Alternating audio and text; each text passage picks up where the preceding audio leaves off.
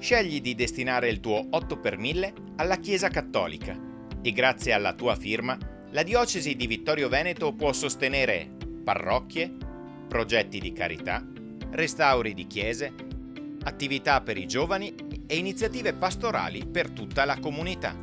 Sei un pensionato o un lavoratore dipendente e non devi presentare la dichiarazione dei redditi?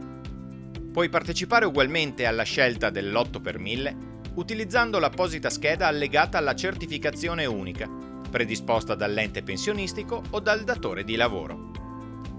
Se non ce l'hai, chiama il numero 349 58 10 970 e ti invieremo la scheda per la scelta. Compila gli appositi spazi con i tuoi dati anagrafici ed il codice fiscale e poi firma nella casella Chiesa Cattolica. Firma anche nella casella in fondo alla scheda, nel riquadro riservato ai contribuenti esonerati. Dopo aver compilato la scheda, inseriscila in una busta. Firma sulla chiusura.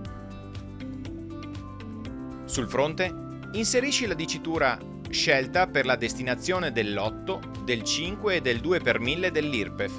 Inserisci il codice fiscale ed infine nome e cognome. Oppure, utilizza la busta predisposta inserendo nome, cognome e codice fiscale.